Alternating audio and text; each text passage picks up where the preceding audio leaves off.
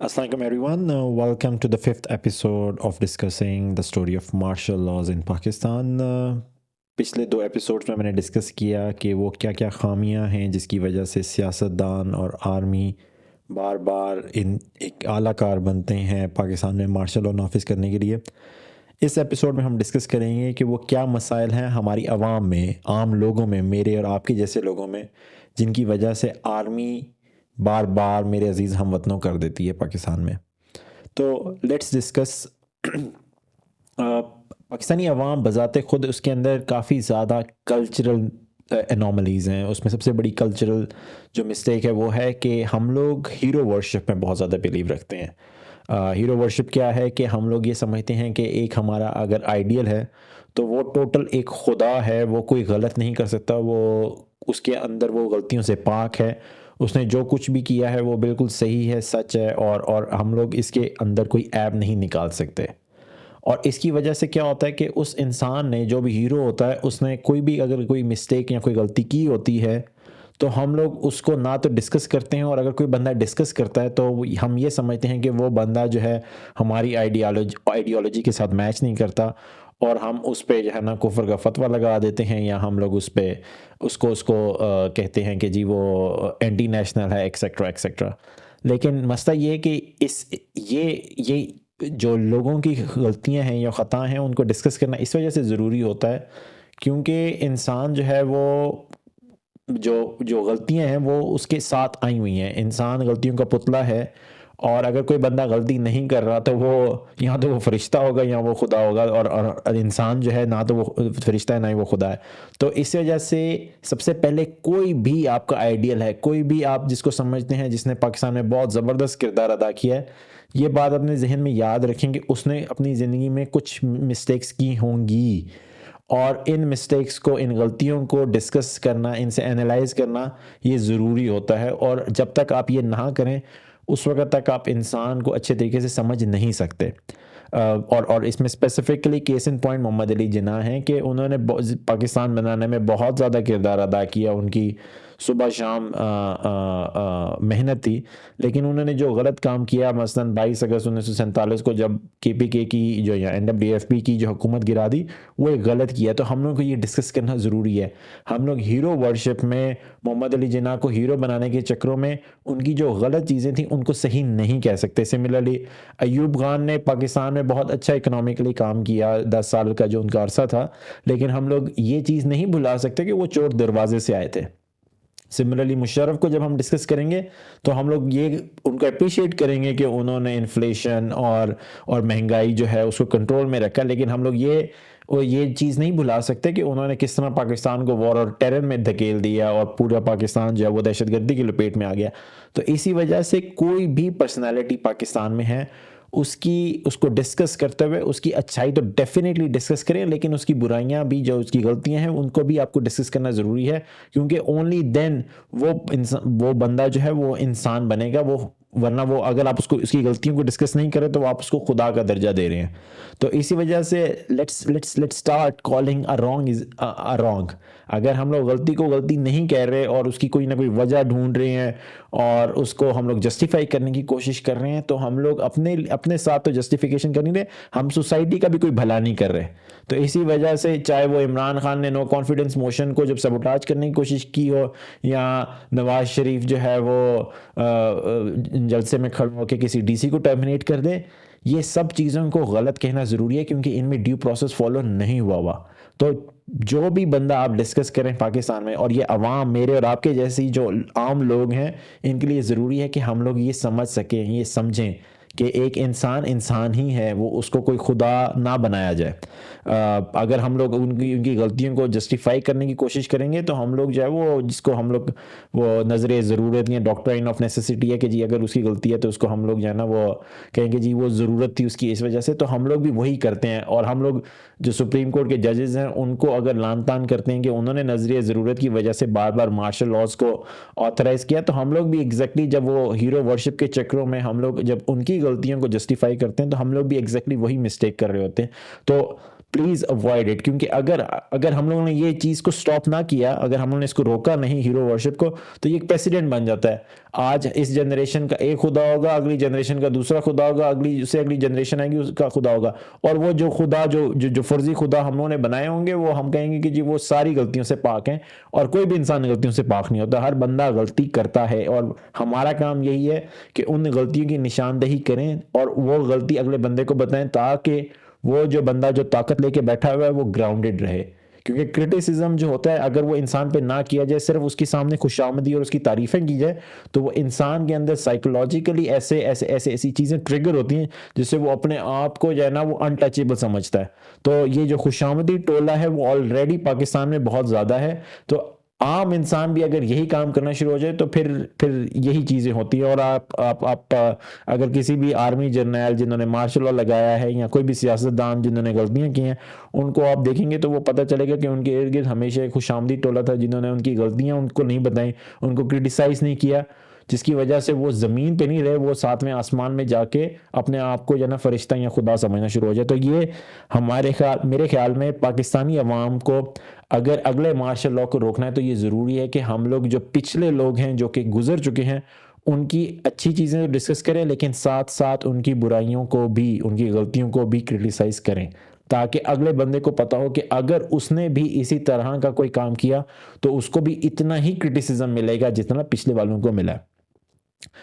दूसरे नंबर पे मुझे ऐसा लगता है कि जो हमारी पाकिस्तानी अवाम है ना, उसको दे फील कि पावर इज़ पावर,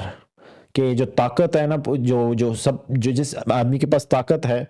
उसको हम उसके नीचे हमने लग के रहना है। और वो मुझे बड़ा ज़बरदस्त जुमला याद आ गया, वो पाकिस्तान की बड़े अच्छे एक एक जर्नलिस्ट हैं मुनीफ फारूक, उन्होंने एक ट्वीट की थी पावर इज़ पावर,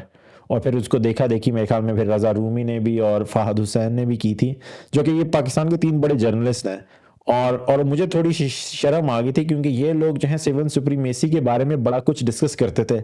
और जब ये कहते हैं कि जी पावर इज़ पावर, यानी कि जिसकी लाठी उसकी भैंस, जिसके पास ताकत है वो सब कुछ कर सकता है, ये चीज़ मैंने जब सुनी उनके मुंह से तो मुझे बड़ी शर्मिंदगी हुई कि ऐसे लोग जो हैं पाकिस्तान के ओपिनियन मेकर हैं,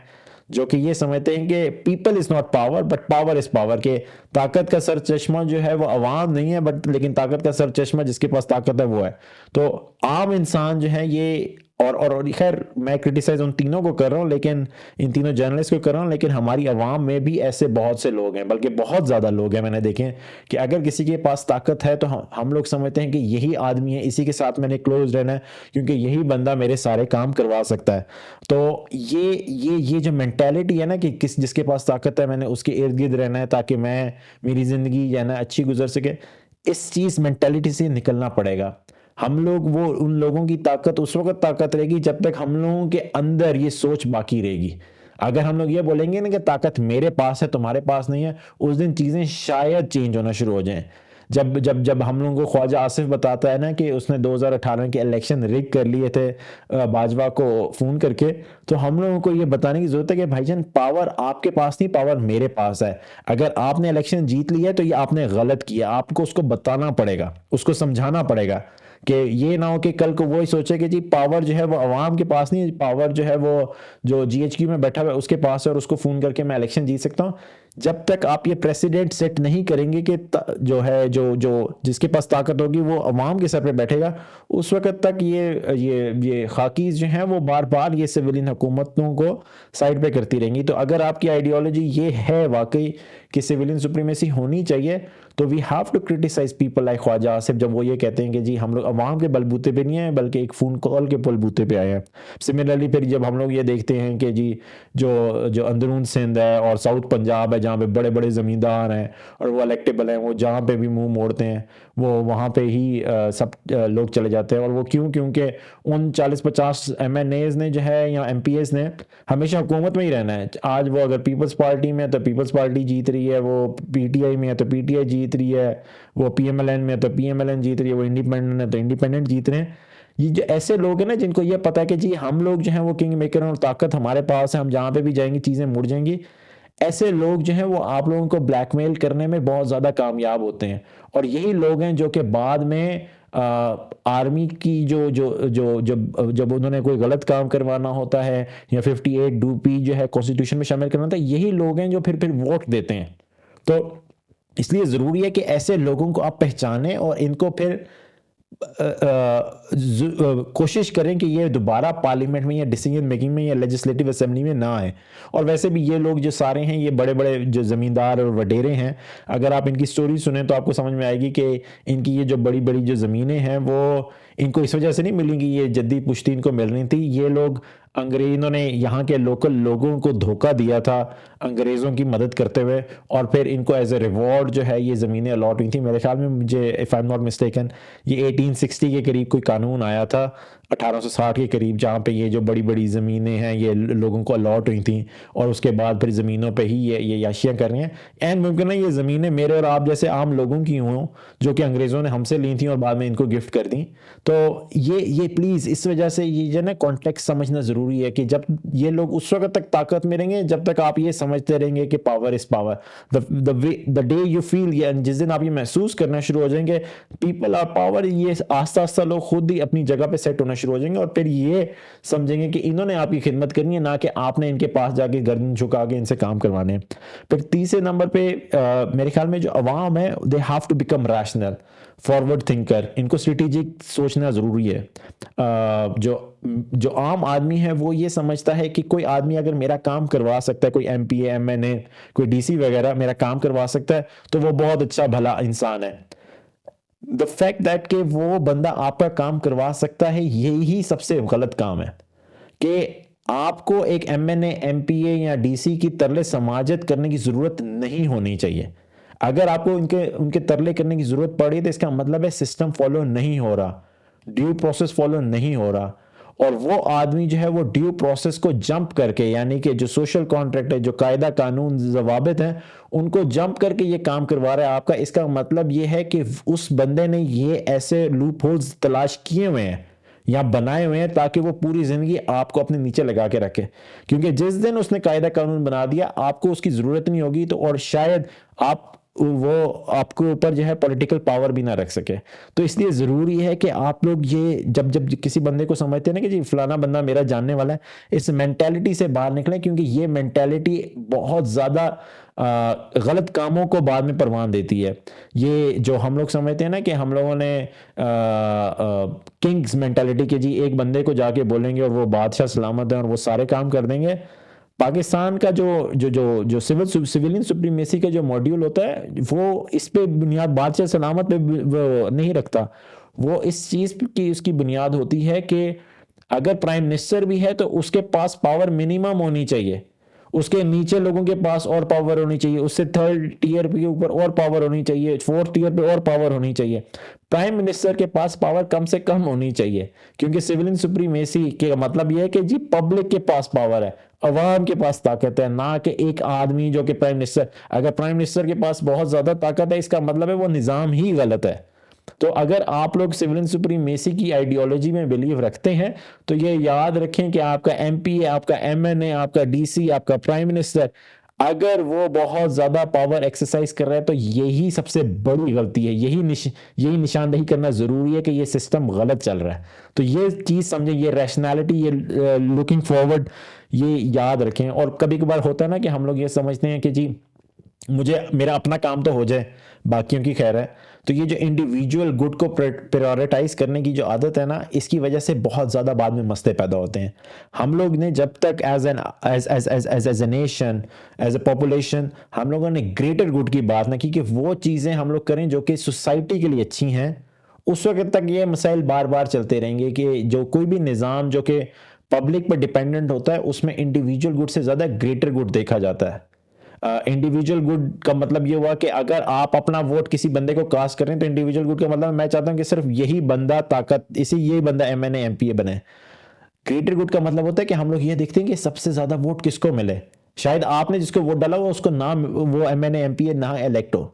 दूसरा बंदा हो। तो ग्रेटर गुड का मतलब है कि आप ज्यादा ज्यादा लोगों की भलाई देखेंगे, वो मेरा कौन सा एक्शन होगा जिसमें ज्यादा लोगों की भलाई होगी। अगर आप किसी पटवारी के पास जाके लैंड रिकॉर्ड्स चेंज करवा रहे हैं तो याद रखें आप इंडिविजुअल गुड तो कर रहे हैं, आप अपनी ज़ाती मफाद तो हासिल कर रहे हैं, लेकिन सोसाइटी का बेड़ा गर्क कर रहे हैं, क्योंकि उस पटवारी ने शायद साथ वाले नेबर से, आपके पड़ोसी से ज़मीन जो है ना वो लाइनें ऊपर नीचे करके आपको ज़मीन हटा दे। और याद रखें अगर वो पटवारी ये कर सकता है तो कल को कोई दूसरा बंदा भी जो आपसे ज़्यादा पावरफुल होगा और ज़्यादा कनेक्टेड होगा, वो आपकी ज़मीन के साथ भी ये कर सकता है, आपके घर के साथ भी ये कर सकता है। तो इस वजह से ये जब हम लोग ये कहते हैं ना कि जी मैंने इंडिविजुअल गुड को प्रायोरिटाइज करना है, तो याद रखें कि आपका इंडिविजुअल गुड आज जो है किसी और बंदे का इंडिविजुअल गुड आपके राइट्स पे भी ट्रैम्पल कर सकता है। और जब ये जो रीत चल जाती है ना कि जी मैं अपने मफादात को तो प्रोटेक्ट करूं और बाकी सोसाइटी की जो मफादात है उनको छोड़ दूं, तो फिर ये रीत जो है वो फिर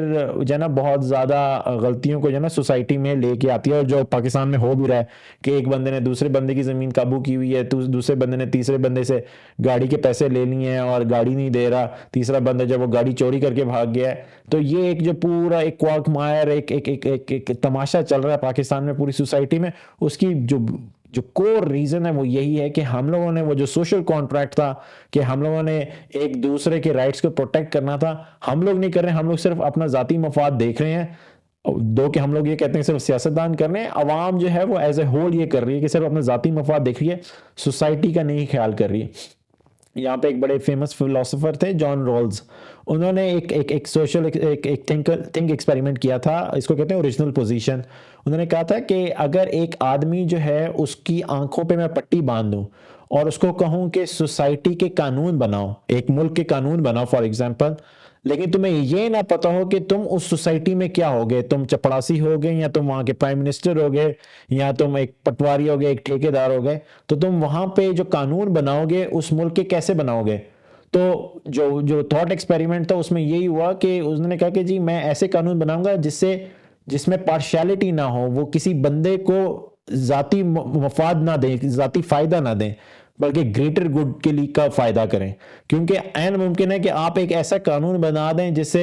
चपड़ासी जो है वो उसका फायदा ना हो, और या एक ठेले वाला उसका फायदा ना हो, और आपको अगर उस सोसाइटी में आपका जो किरदार है वो ठेले वाला है, तो फिर क्या होगा। क्योंकि ये देखें जो लॉटरी ऑफ बर्थ है, मैं जिस घर में पैदा हुआ वो मैंने तो नहीं डिसाइड किया था, वो तो अल्लाह ताला ने डिसाइड किया था। तो अगर आज आप बहुत ज़्यादा ताकतवर हैं और आपके बड़े कनेक्शंस हैं, एंड मुमकिन है कि आज से 100 साल बाद आपकी नस्ल में इतनी दौलत ना रहे, आप इतने कनेक्टेड ना रहे, और आपके ही जो अगली वाली नस्लें हैं वो गरीब हों और वो एक ठेले वाले बन जाए खुदा ना खास्ता, तो फिर क्या होगा। तो उसके राइट्स उसी वक्त प्रोटेक्ट होंगे जब आज आप कोशिश करेंगे कि हम लोग एक ऐसा निज़ाम बनाएं जहां पे इम्पार्शियलिटी हो, इक्वालिटी हो, जहां पे हम लोग ऐसे लोगों की पूजा ना करें जो कि पावर इज पावर की आइडियोलॉजी में बिलीव रखते हैं। जब तक हम people is power, supremacy of law, constitution को अपहोल्ड करना, इन चीज़ों की इन ऐसी चीज़ों पे हम लोग अमल नहीं करेंगे, तो ये जो खाकी है ये तो सिर्फ एक इंस्टेंस है। आप ये सोचें कि पाकिस्तान जो है जो कि जो 75 साल का है और इसने मजीद आगे जाना है, मुझे नहीं पता कि यहाँ पे क्या होगा। आपकी जो ज़मीनें हैं वो कल को कोई ऑक्यूपायर आके आपसे छीन ले, क्योंकि आज भी यही होता है कि पटवारी जो है एक लाइन यहाँ से लगा के दूसरी लाइन कर देता है और आपकी ज़मीन जो है वो चेंज हो जाती है। तो प्लीज़ ये 3 चीज़ें जो मैंने बताई हैं कि hero worship, power is power की आइडियोलॉजी और इर्रेशनैलिटी, इन तीनों चीज़ों से बाहर निकलें और पाकिस्तान की भलाई के लिए काम करें। क्योंकि अगर आप लोग ये नहीं कर सकते तो फिर खाकी जो हैं वो बार बार आएंगी और हम लोग बार बार रोना पिटना डालेंगे कि हमारे साथ जो है ज्यादती होगी। I hope you like this episode. Next episode में मैं डिस्कस करूँगा कि ऐसे मार्शल लॉज के जो प्रॉब्लम जो कि मैंने डिस्कस किए हैं इनका क्या सोल्यूशन है और इंडिया ने इन चीज़ों को से बचने के लिए क्या क्या किया। आई थैंक यू।